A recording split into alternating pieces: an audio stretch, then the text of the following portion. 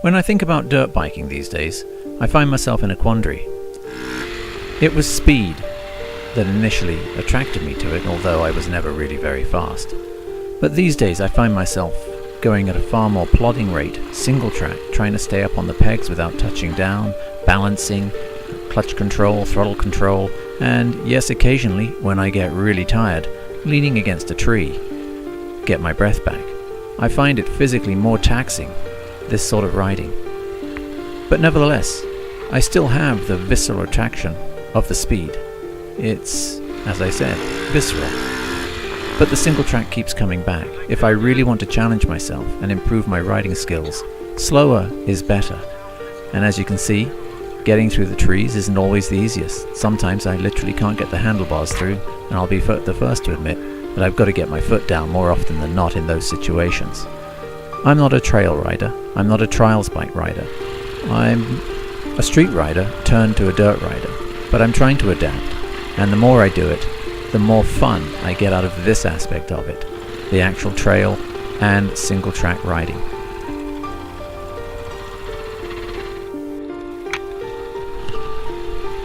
And going slowly is physically taxing. You're bracing yourself. You're up on your legs the whole time. You're swinging the bike underneath you. You're up and down. You're moving around. You're having to control that clutch and that throttle. Every sinew, every fiber's working hard. But there's something else.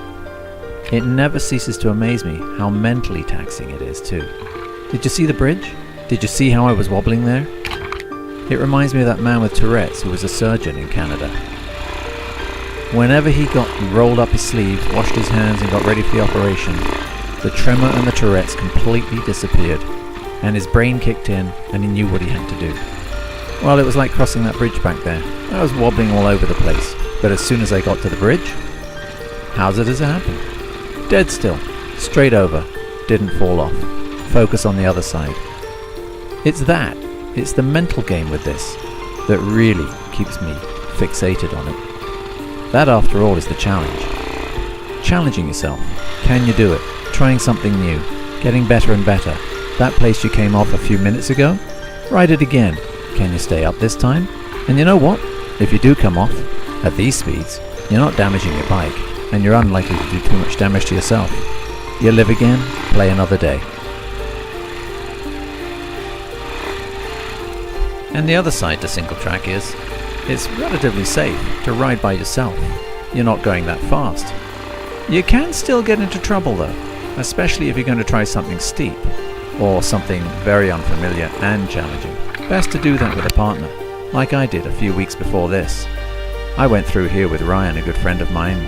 My eyes were out on stalks. I had no idea where we were getting into. But coming back to it after that, knowing what was ahead, makes all the difference. And with a few practices later, I feel far more confident with it. I'm still stopping occasionally to take a look, make sure I don't go off the side. But I can tell you, as I came down here, in the distance, I could hear the nationals going on at the Nanaimo racetrack. And they were flying around, having a great deal of fun. But I can't say they were actually having that much more fun than I was. And I was going a lot slower.